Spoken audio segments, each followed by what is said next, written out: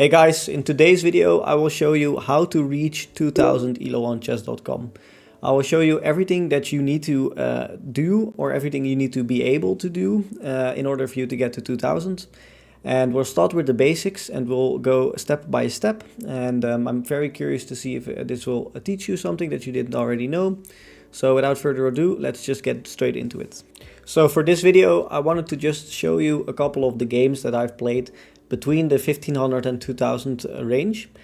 And it's actually quite easy to explain how big the difference between a 1500 or 1600 and a 2000 are. So for a lot of you, if you are between 1600 and 2000 right now, the question will arise, how do I get to 2000? What do I need to do to get there? And I want to just share 5 tips. And in this first tip, what we're going to do is we're going to look at how to prevent blunders. Very basic. I mean, it doesn't really sound all that complicated.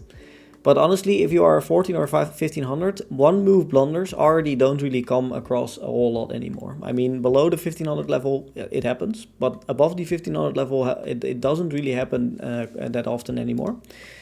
So what type of blunders do you want to prevent? You want to prevent tactical blunders. And in these 4 games, I'm going to show you 4 games right now. There are a few tactical blunders that my opponents made. So here I'm 1600, my opponent is 1536. We play the Vienna Gambit, he plays Theory, so very nice. Already one of the things, of course, in the other tips I wanted to share is, of course, openings. No openings and how to prevent blunders. As you can see, my 1500 rated opponent here knew Vienna Gambit Theory, so very nice. And however, already one of the inaccuracies here is knight c6. So you could already call this a blunder. I mean, in this structure, this is a very similar structure that happens in the French, of course, a lot. You always and almost always want to play c5 for a pawn break in the center. Because if you put your knight on c6, you can never do that. And that is just not very good. That's a bit more complex. You, of course, also something you should know. But I think if you want to get to 2000, you should definitely know that. That's maybe more a 1700 or 1800 plus tip. But a move like c5 needs to be played here because this strong center needs to be broken apart. And that is very, very important. However, my opponent played knight c6, so already the first minor inaccuracy. G6 is already not very good. And so G6, the reason why G6 is not very good is because what is the reason you play G6? Are you planning to go bishop G7? I mean, that looks terrible. The bishop looks at all these pawns. You can't go bishop H6 because my bishop covers that square as well. So just not a very good move.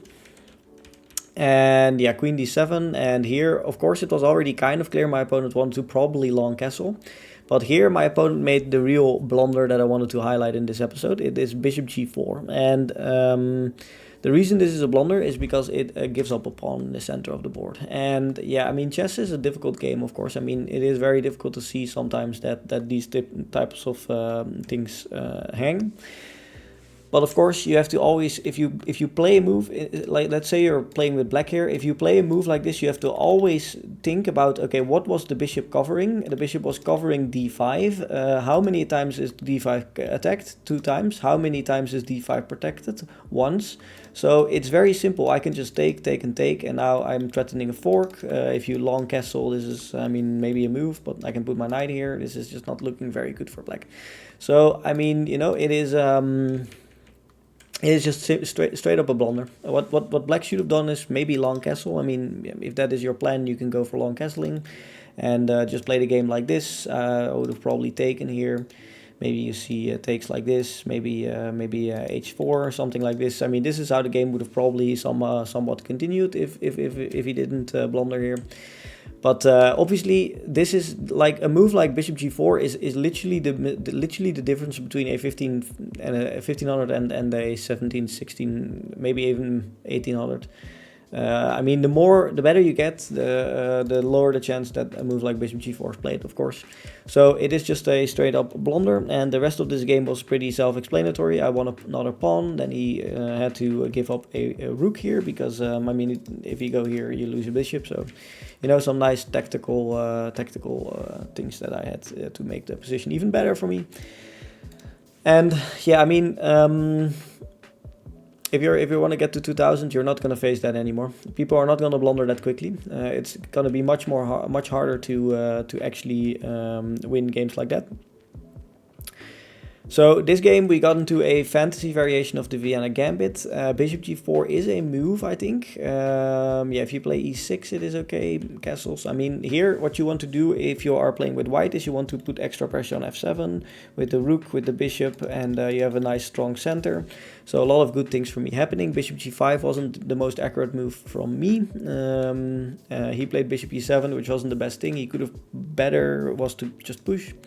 And yeah, maybe that would have been not so pleasant. But he played this, I played knight c3, and now my opponent made a blunder, which is something that, once again, this type of move, a knight xe4, you will probably not see at all anymore above the 18 to 1900s. Because it's just a simple miscalculation. It's very simple, actually. I can just take the knight, and if he takes here, I can take, and if he takes here, I take, and take, and take, and I'm just up a piece. He just gave a piece to me, which is very nice. So he can't do that, so he thought, okay, I'll take here first, and then if I take here, for example, you can take here, here, and here. However, I'm not going to do that, of course. This is apparently still very good for me, because I have this check, and, you know, it's very dangerous. I can go here, and, you know. However, I'm not going to do that. I'm just going to take the bishop, or I'm just going to take the bishop on e7, and if you take my queen, I take your queen, and if you take the pawn, I go back, and now if you take this, I take your rook, so you have to castle, and now I can simply move my knight. And yeah, actually just a relatively basic miscalculation, and that simply led to my opponent being down a piece. And he got some compensation with 2 pawns, but this position is just very, very bad for black. The reason is because of my activity, and your rooks are still in the corner. And there was a nice move here. At a certain point here, g4 was very nice to attack the f7 pawn. And not even to attack the f7 pawn, but also just to simply trap the bishop. So, you know. So, I managed to win that game relatively quick. Also, yeah, like I mentioned, my opponent has just made a blunder. And looking back at this, I mean, I can definitely very, very confidently notice that opponents around the 16, 1700 or 15, 16, 1700 level are much more prone to blundering these tactical things than 2000s.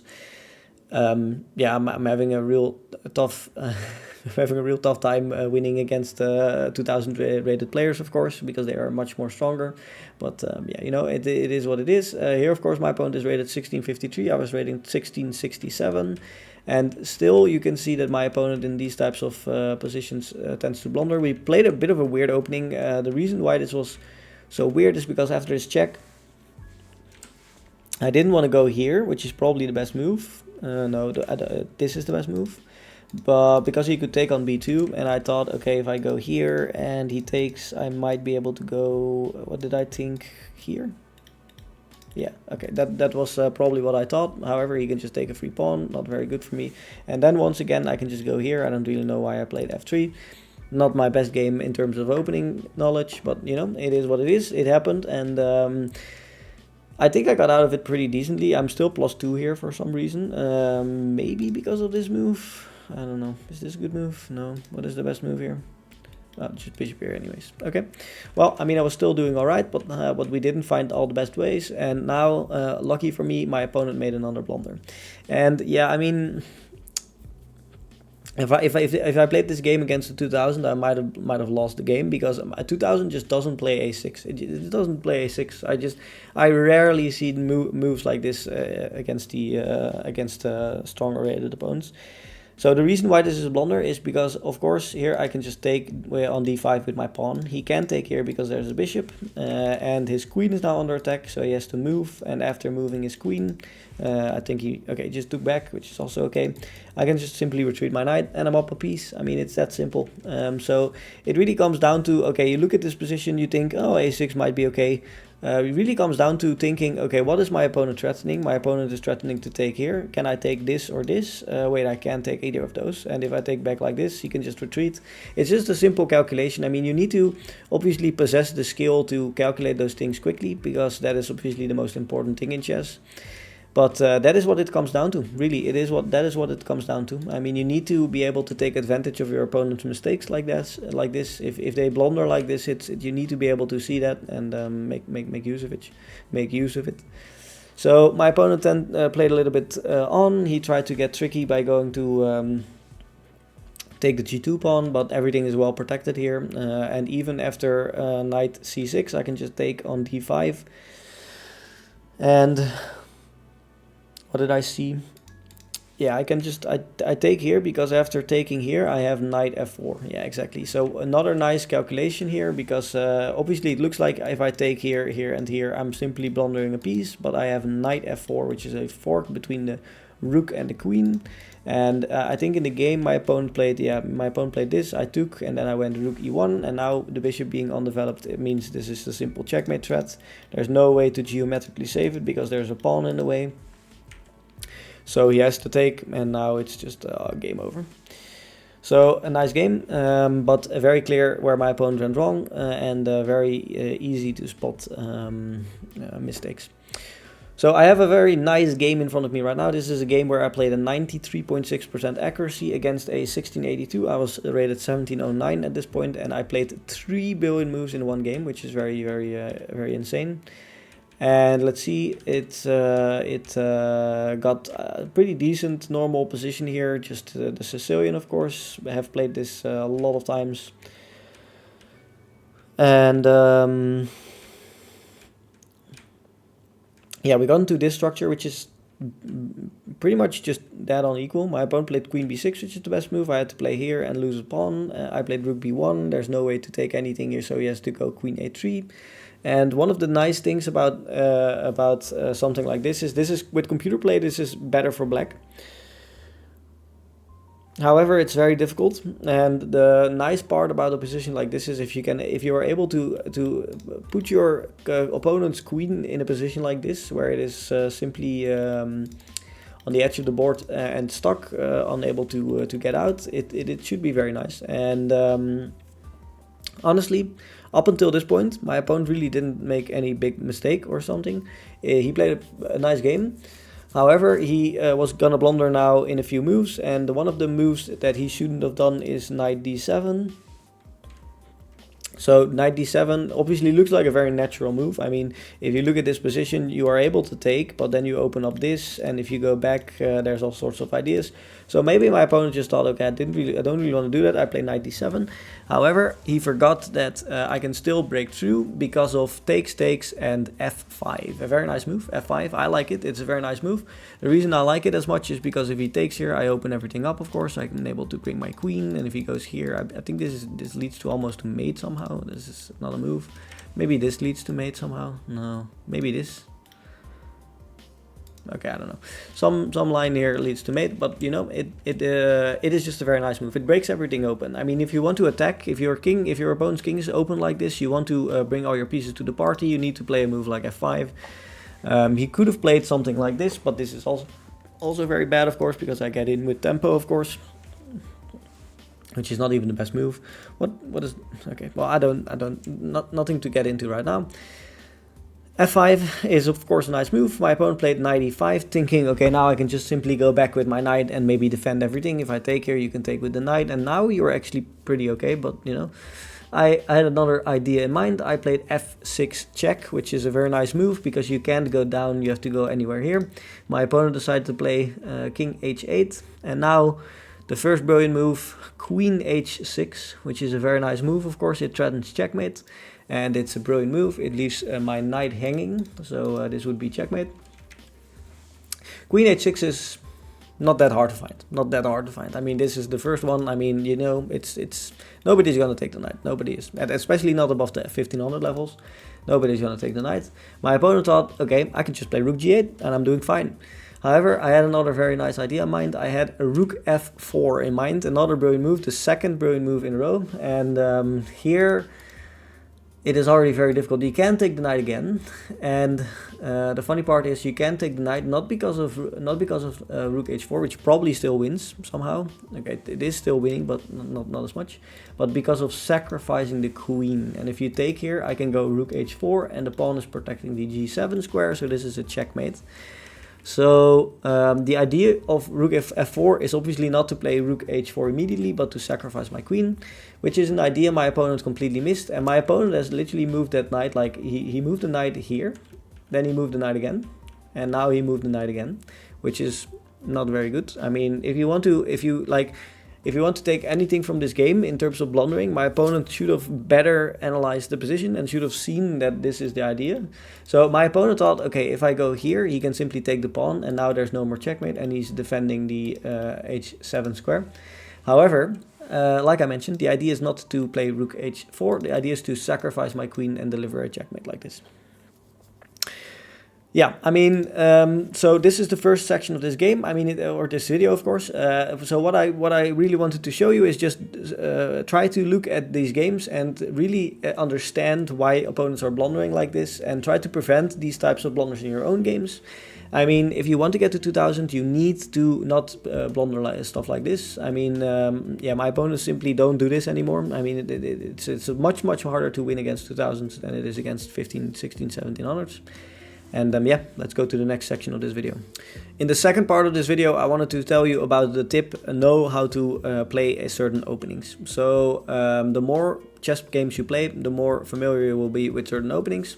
However, only with playing you are not going to get far enough. You need to study some opening theory. You need to study some things. I mean, it doesn't have to be very deep at the 2000 level. I mean, honestly, I'm not at all a good opening player. I don't really know a whole lot of openings, and I've managed to reach 2000. So I know a few things, but not that much. We're gonna just simply take a look at a few other games, of course, and yeah, obviously this is the Vienna game, and my opponent here played Queen f6, which is a theoretical move, which is nice. And knight d5 is the best move here. Queen f2 is a move, and after king d1, notice how there's no checkmate on f1 because the bishop covers. So what do you do here? I mean, in this position, there's only one good move, or maybe a few minor good moves, but there's only one real good move in this position. Actually, the engine says the first move is 0.8, 0.67, it fluctuates a little bit, but for white, and the second best move for black is plus 2.2, so, you know, it is very clear that there's only one real good move. That move is king f8, and, you know, I mean, nobody's gonna play this, especially between the 1500 to 2000 levels. I mean, I don't think I've ever seen this in my road to 2000. I don't think anyone played this exact opening. And it is very difficult because at the same time you don't really want to do this because you give up castling rights. But in this position there are two different threats. One is knight c7 fork, and the other is queen g7, which is just a free pawn. So of course there's a fork and there's a pawn hanging. How do you solve both problems? You solve them by playing king f8. My opponent played, as you can see, knight f6, which allows me to take here. And basically, I mean, from this point forward, you're +4 for white. There's really no real way to lose this game. I almost lost this game, by the way, but that doesn't matter. I mean, I got into this position and it was still winning. Almost blundered it away again here, by the way, but it doesn't really matter. I mean, he made the wrong move here. If he would have just played this, I think it's just very equal. But okay, it doesn't matter. I mean, at this point I wasn't as experienced as I am right now, so I wouldn't blunder this type of stuff in this opening anymore. Usually you can't really take the rook on h8 here with white, so you have to be careful here. Rook h8 or queen h8 is not always the best move.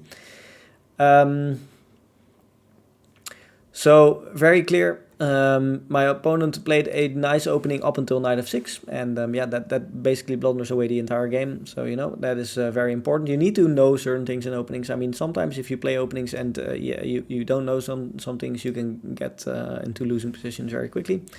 We have another opening here, and in this game I try to play the what is the name of this exact gambit? I need to look it up. Maybe I can see it. If he, I think the line is something like this and this. Yeah, the Alban counter gambit is this. Yeah, the Alban counter gambit. And then it's like this, and then this, and then I think it is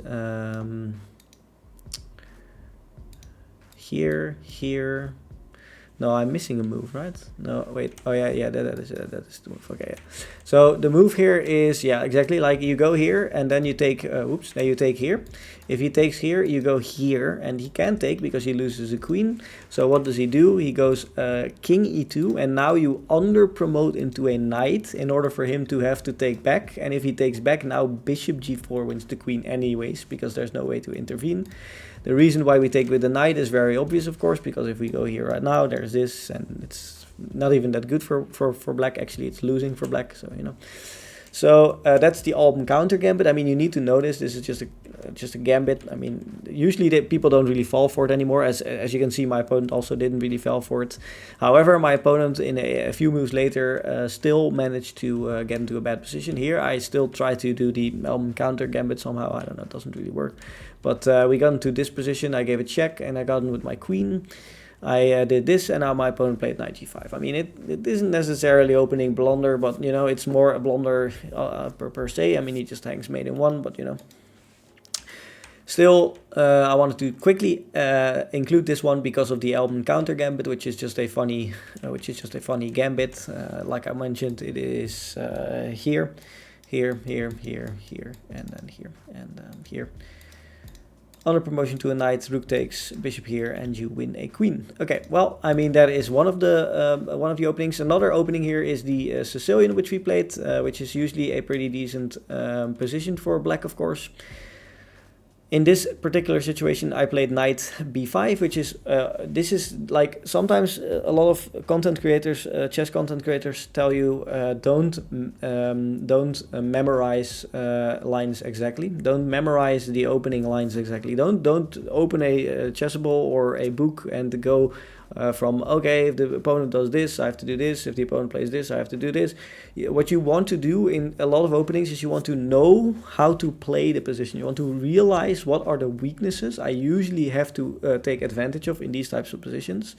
And in the Sicilian, if you're playing with white, one of the things you can do is get your knight to b5 and attack the weak dark squares here. Sometimes it's okay to play the bishop out, you know, something like this. I mean, now you're attacking the bishop, you're maybe threatening c7 fork in some lines, I mean, you know.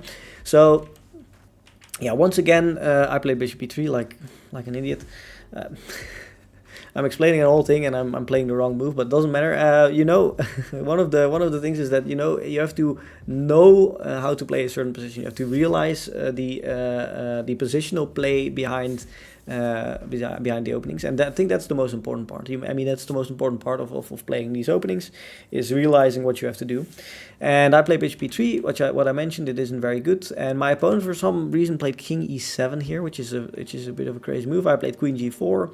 He played g6, which is already very bad. I long castled, and here we already got into a very nice position, an attack on d6. And yeah, honestly, I mean, this queen move looks like you activate your queen and you attack this, but you don't really attack it. It's protected twice.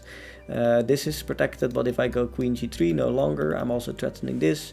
So the game quickly ended. He played knight e5. I took here with the knight, and my opponent took with the queen for some reason. I'm not really sure why. This isn't even the best move, because yeah, this isn't the best move. Yeah. So yeah, the game ended pretty quickly, and here you're also pinned. So if I go something like here, I think you just lose the knight as well. So okay, cool. Another one. Let's start from the beginning, of course. Yeah, once again, a Sicilian, which is something if you want to really get to 2000 rated in chess, you have to know certain things about the Sicilian.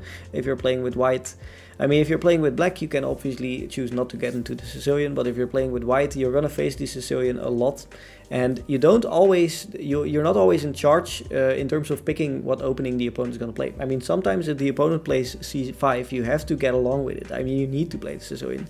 That's why you need to know certain openings, because they are unpreventable in that matter. So my opponent here did a little bit of weird things with all the putting all of his pawns on white light squares, which is not very good because this bishop is having a terrible day at the office, and g6 is therefore not the best move.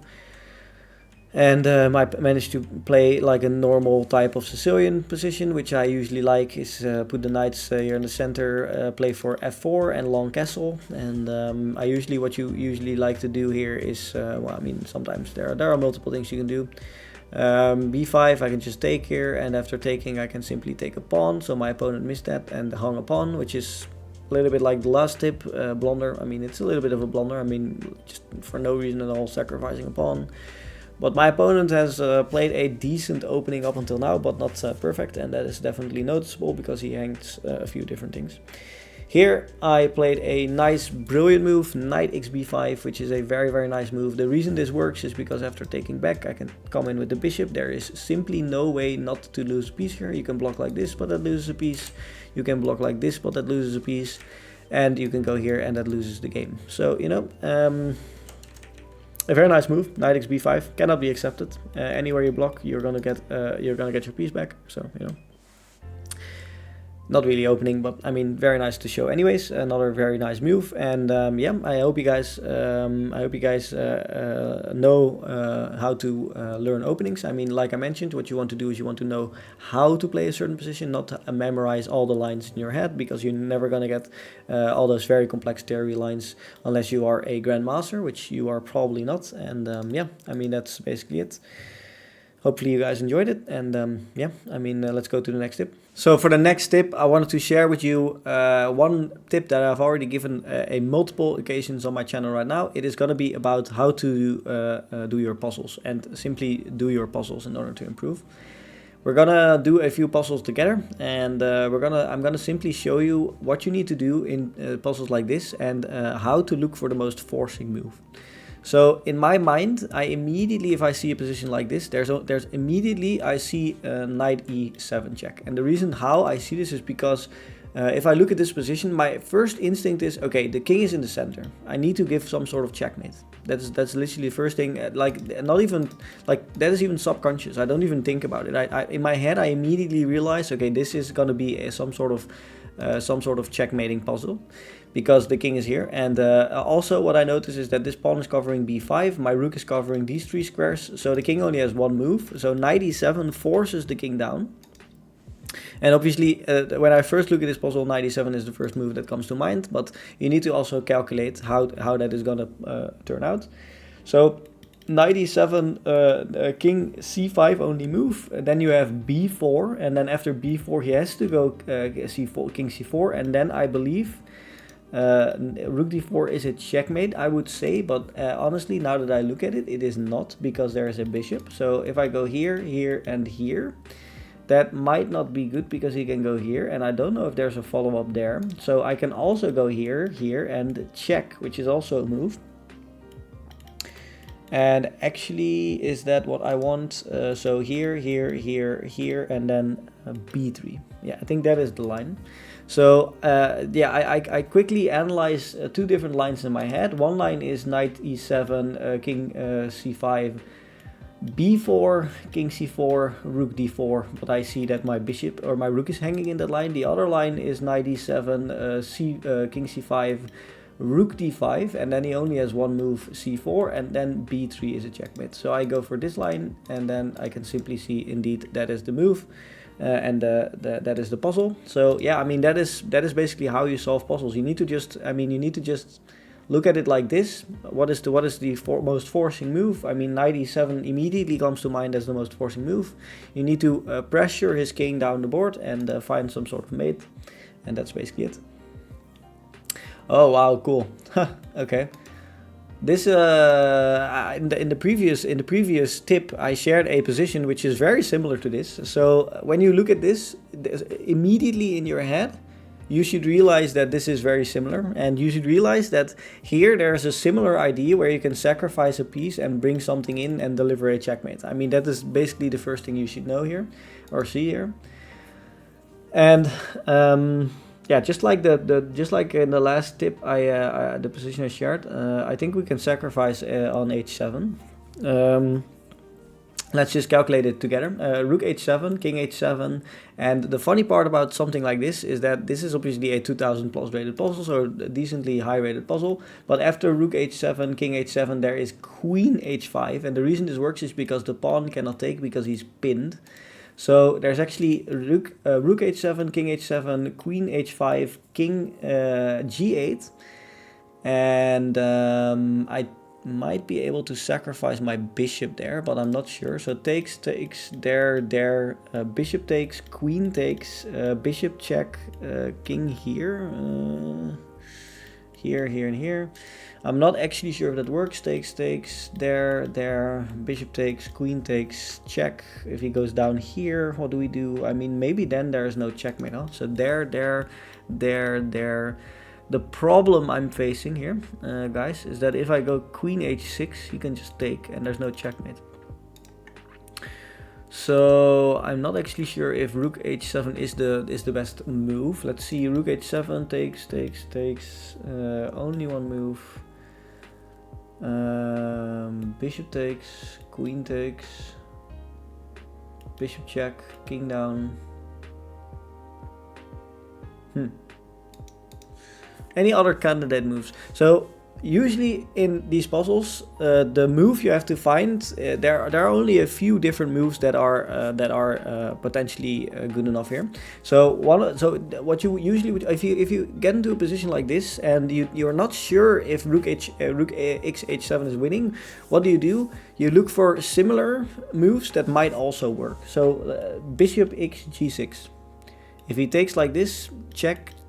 Does that work? I don't think that works, but you know, it's something you can try. Queen h5 takes, take there. I don't think that works. I mean, you know, you have to just we have to just analyze our options. So takes one more time, there, bishop takes, queen takes. That actually is checkmate, and if a king goes down, that's also checkmate. Actually, that is just the move. I mean, I probably think I overcomplicated it. Yeah. So I don't know. Something in my head I didn't see correctly, but realizing later that after this, if he takes here, this is just checkmate. If he yeah, I mean, there's nothing you can do. You can't go down because if you can't go here now. So you need to go up, and then after bishop check. If he takes here, it's a simple checkmate. So, you know, there's nothing you can do. So he has to take back, and then after this, there's going to be a checkmate anyways. Let's do another one. Yeah. So sometimes if you can't figure it out, you have to just calculate again. You have to just think again. Like, okay, wait, am I missing something? Quickly analyze the position again. Think about everything you have checked, and yeah, just try to find if there's any other move here that might have worked. So, okay, I think I already see this one without really calculating. So the funny part about this one is, of course, there's a rook hanging, which I can just take. But if I do, there's rook here. And if I go back, there's like bishop here. And I might get checkmated somehow. I don't know if I need to calculate all the different things here. So yeah, I mean, if I take a position like this, what I would like to do, what I personally do is first I check, okay, is there some sort of mating pattern or some sort of pattern for me that is winning? And if I can't find it, then only then I'm gonna look at, okay, maybe I should just take the rook. So what do? I look at the most forcing lines. I look at queen h8, queen h6. So queen h6, I don't really like because you can go here or here, and yeah, maybe even here. I don't really think I see anything there. So here, I mean, I don't really see anything there. So queen h8 is something that immediately comes to mind. The reason why I like this move as much is because, as you can see by the red squares here, the opponent has only one square to go to, that is king d7, and I think the move is queen h8, king d7, c6. He has to go to d6, and then I think it is queen a3. And there's geometrically no way to defend the queen, so you can't go back because of the pawn. If you take the pawn, you lose your queen. So I think that is the line, and yeah. I mean, you know, I don't know if I can really explain. I mean, this is just, this one is a little bit of experience. I mean, experience doing a lot of these puzzles, and at a certain point you will realize, you will get better and better, and you will realize that if you look at this, the king has no squares. If you go to h3 with your queen, it is simply left out of squares. The only thing he can do is take, and then he loses his queen. It also comes down to noticing the position. I mean, there are a few things that immediately should come to your mind as well in a position like this. One of the things is this queen is unprotected. Unprotected pieces are usually more vulnerable to tactics. So very important to realize that when a piece is unprotected on the board, it is usually very, very vulnerable for tactics like this. If this rook would have been here, none of this would...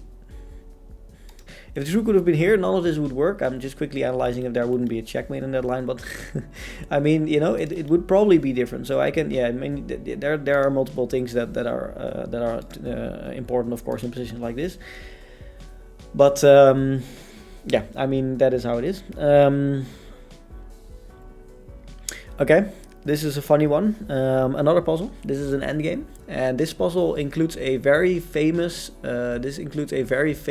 Endgame study position with rooks. When you are left with rooks and with pawns like this, you can build a bridge. Is how they name it. I think it's called the Philidor position. I don't know if that's 100% accurate, but I believe that is the name of the position.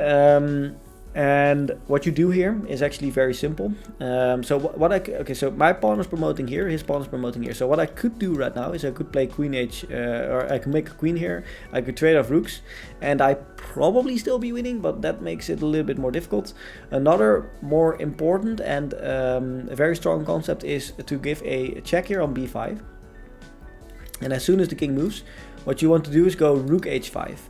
And this is called building a bridge. And the reason why this is called building a bridge is because it means you are going to protect your pawn and your king with your rook by slinging your rook down, putting it in front of your pawn.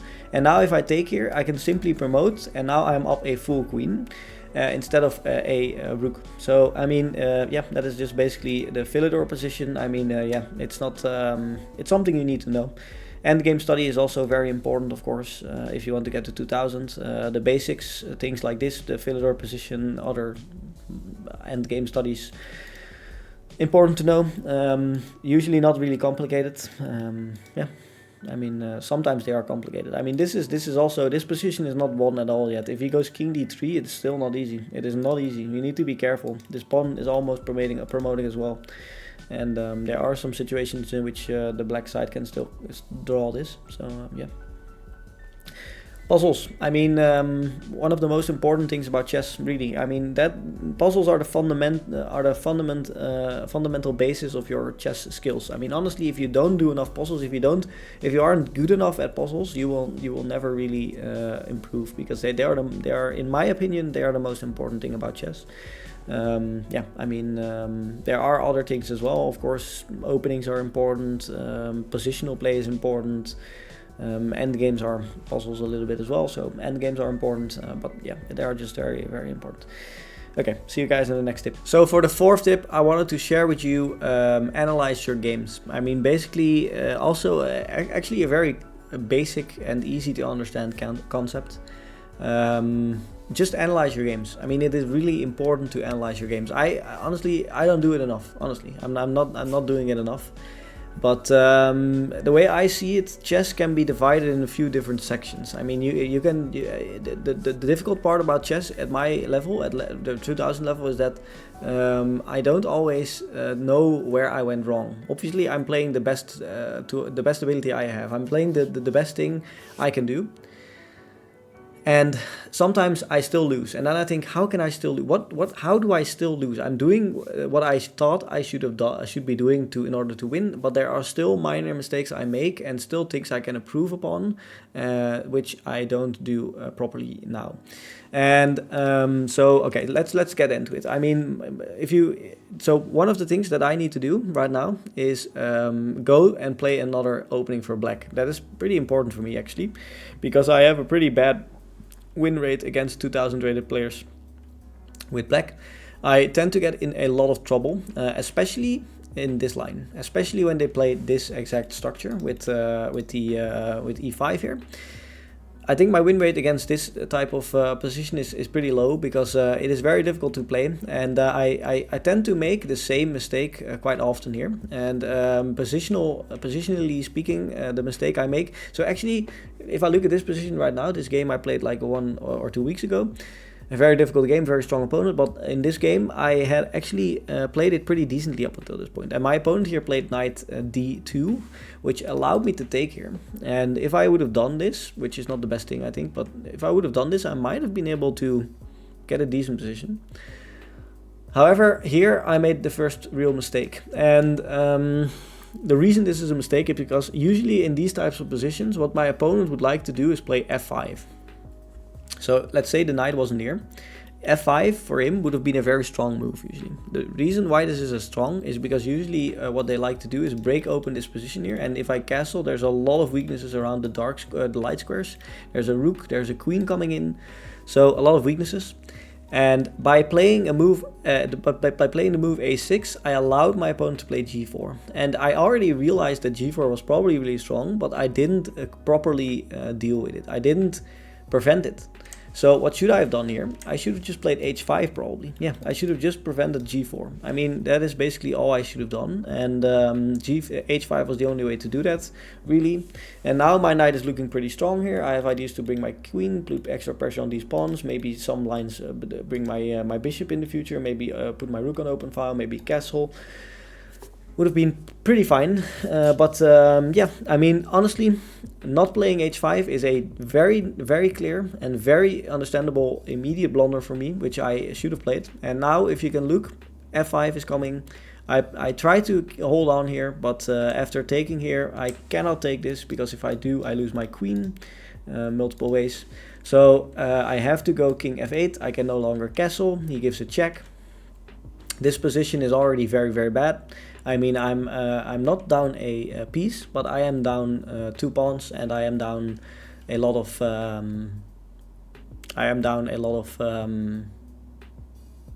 positional advantage. My opponent is just playing a lot better here positionally. Bishop c3 was a weird move. That's not a good move, but you know, I mean, that is what it is. And a few moves later, I managed to lose the game. Even though I got some pawns here on this side of the board, I thought I might be able to get something in here, but I wasn't. He was just a little bit better. He has some more advanced pawns, and the worst thing of all, I thought maybe it was still a draw after queening both, but there was e6, and now I need to move my king, and if I do, I lose my queen, and I can say bye-bye to my rating points, because that is exactly how the game ended.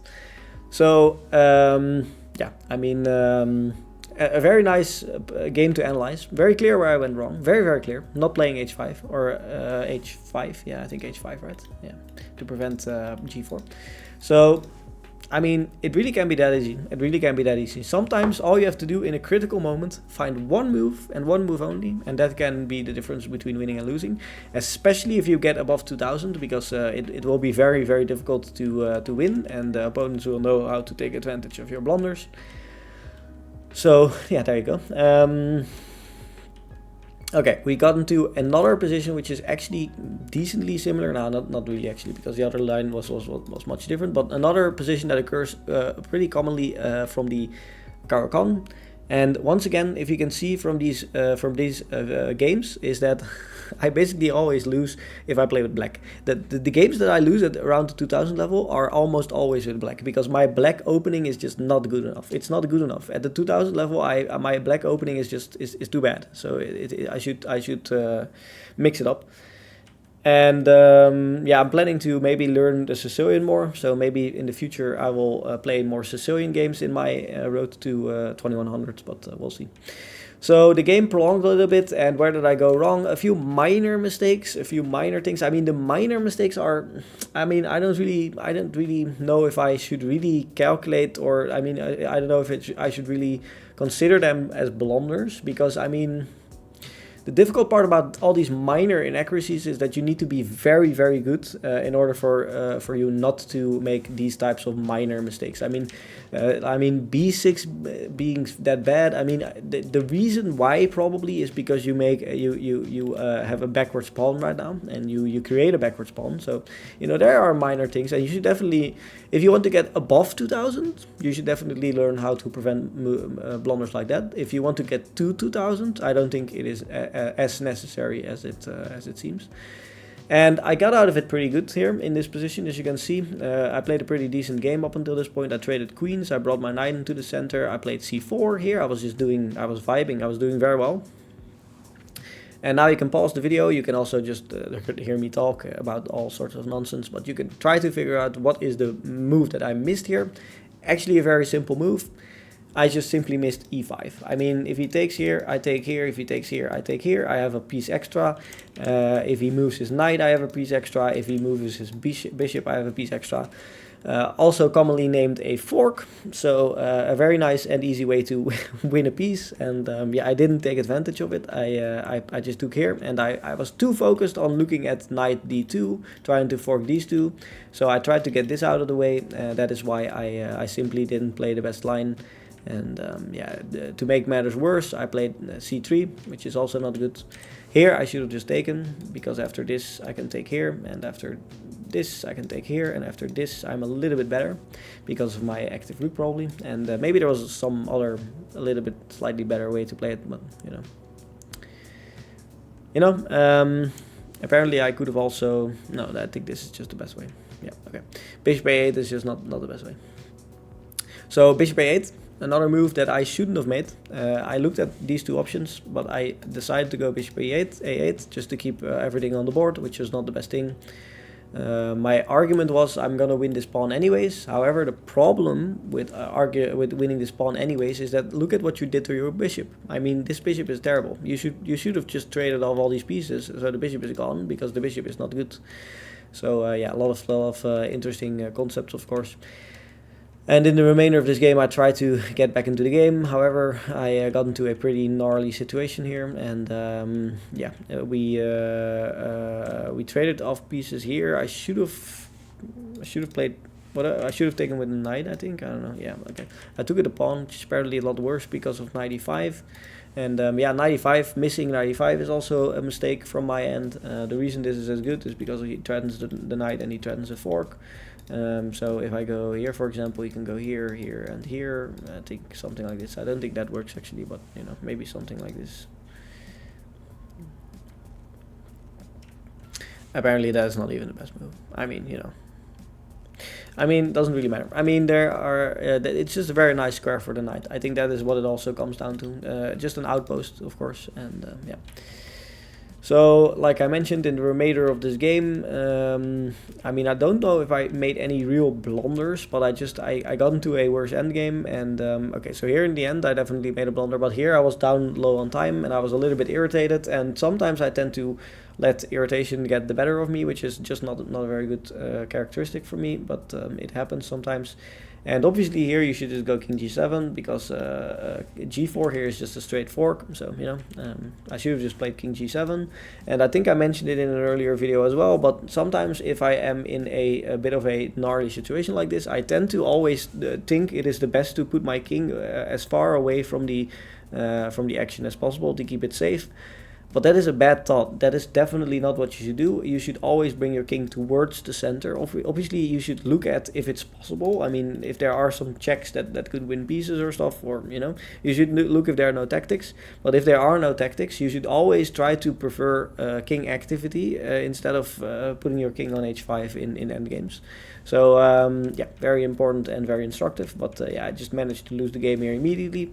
So a very nice ending to a game which was pretty equal there in the end, but unfortunately I managed to mess it up.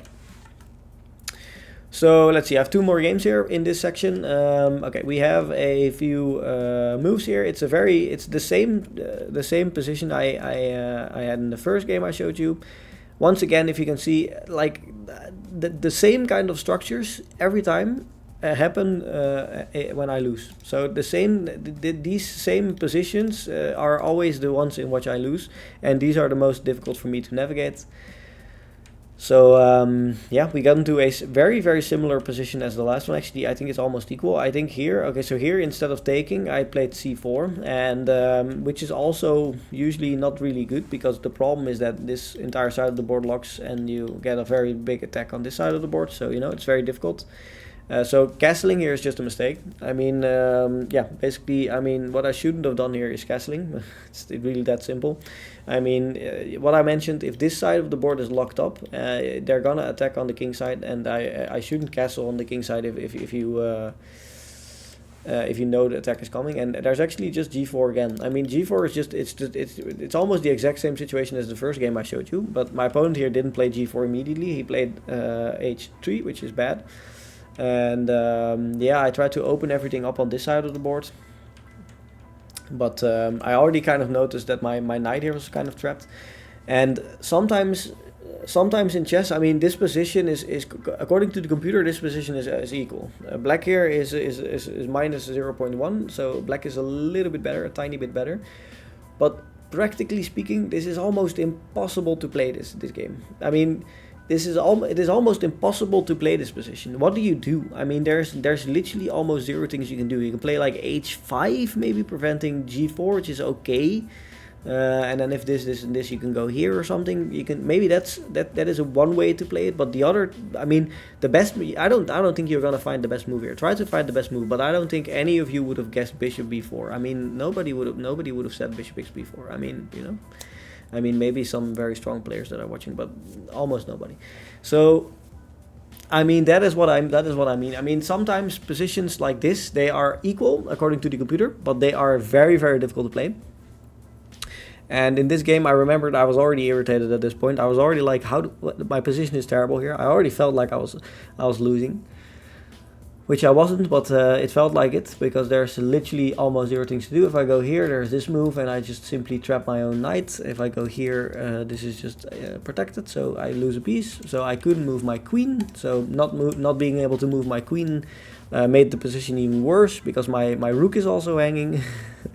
So the only move I saw was g6, and that means that after this, I can go g7 with my knight. And so I played g6, which was not the best thing. My opponent played queen h2, and the game kind of prolonged a little bit, and he decided to get a little aggressive here with his knight. I should have just taken here. I don't really know why I didn't. If you take back here, maybe there are some annoying tricks here or something that opens everything up, which probably doesn't work right now, but you know, maybe there was something. But yeah, once again, 2000 rated players, or around 2000 rated players, are very, very strong. They're very, very strong. They're very difficult to beat, because they leave very, very tiny margins in order for you to beat them. And yeah, my opponent here also playing very quickly, but just a very good player.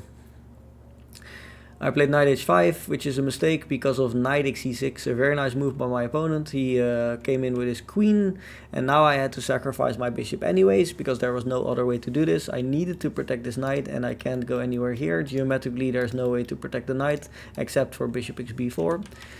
So the game prolonged a little bit, and honestly, I don't know if this endgame is really instructive in terms of in terms of learning from mistakes, because we made so many mistakes. It is not really funny. Apparently, this is just a straight up blunder because of this. This is just an immediate checkmate threat, and there's no real way to defend from it. So you need. I wouldn't even know what to do here. I mean, if you take this is just gonna lead to a checkmate probably somehow. Yeah. So yeah, I mean,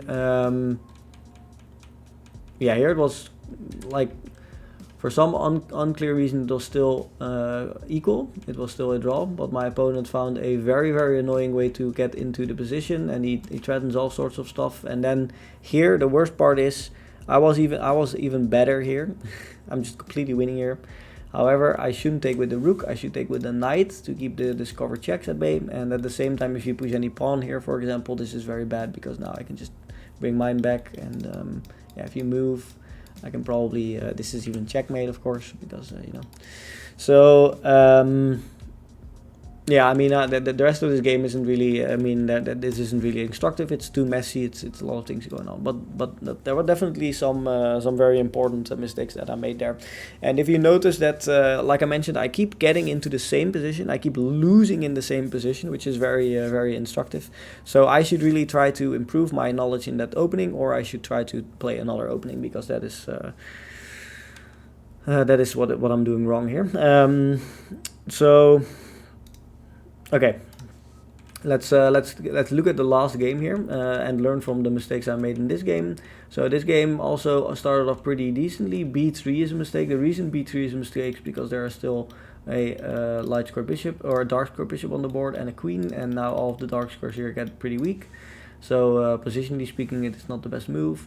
And maybe the knight also enjoys some b4 squares or some d5 squares, some stuff like that.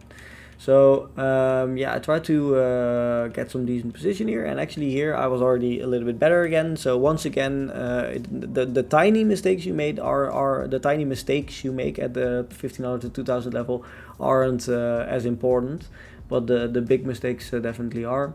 And here he played f5, preventing the queen h7 checkmate, of course. And here I wanted to really play this move, but I couldn't because there's knight b4, and now he's forks these two pieces, and I didn't really like this. So I thought, okay, let me go a3 first.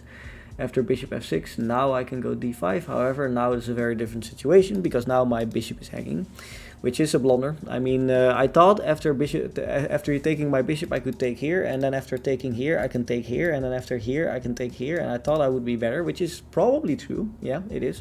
However, I missed that after taking here, he doesn't have to take my rook. He can just take my my pawn here.